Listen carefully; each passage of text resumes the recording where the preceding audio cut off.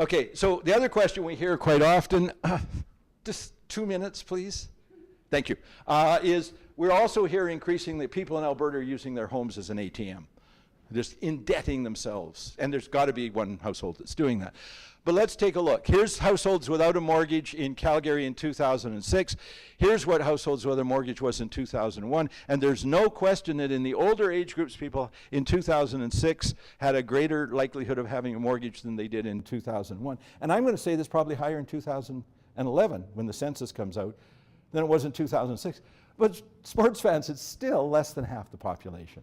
So people are not blowing their brains out, going out and mortgaging houses. Because you know what? People aren't stupid. People actually know that they're going to live a while and they're going to need to preserve that asset. So some people are going out and mortgaging it.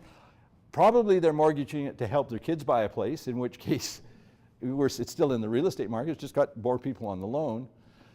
If we take a look at what's happened since 2006, yeah, look at this. Number of chartered bank mortgages in Alberta is going like at 4, 3, 2% a year, really going up. Wow. It's going up slower than the rate that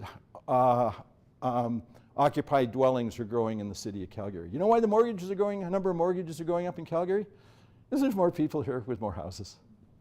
Yeah, I don't think some people are doing stupid things, but I was young once. Some people do stupid things all the time. By and large, we do not have a lot of risk in this market. If we take a look at the debt service ratio from the province of Alberta, personal and unincorporated business interest payments, including consumer debt and residential mortgages, as a percentage of disposable income in Alberta, yes, is substantially higher than it was in 2005 and has almost made its way back to where it should be. I'm sorry, they're numbers. How many people here watch CSI? I swear by CSI, because what does Grissom always say? The evidence will tell the truth. So you can tell me people are going bankrupt in Alberta because they're too much debt. But you know, I worked in the oil patch. People have been going bankrupt in the oil patch since day one. It's normal. We do take risks, but we are not in an over-leveraged market, at least as far as the data indicate.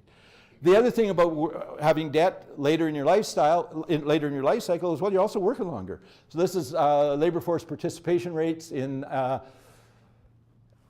Alberta from 2006, and in the 55 to 59, 60 to 64, 65 and older age group, people are working longer. They can. They're fit, active, healthy, don't want to leave the job, want to have somebody to talk about hockey with. Males, same thing with females. Labor force participation. Well, if you're working longer, you're probably going to make sense to have a mortgage longer because you've got an income to support it longer.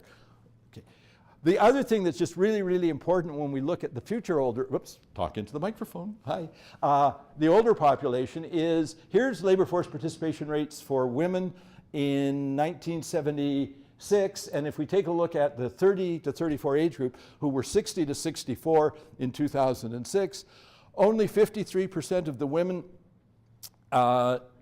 in 1976 would have had 30 years of contribution to the Canada Pension Plan or a work pension plan, etc. 10 years later, because of increase in female labor force participation, it was 75% of the women in 2016 will have 30 years of contribution.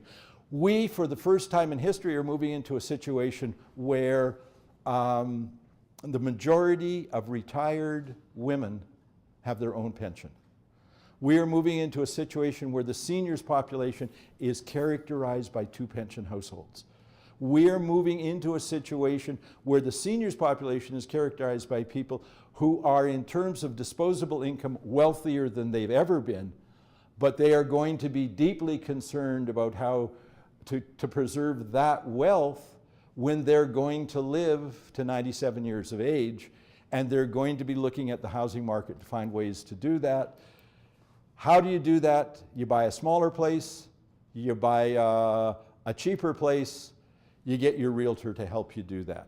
Our big risk is that people historically will do what, people in the future will do what they did in the future, which is stay put. And from an entirely selfish perspective, that means they're not selling.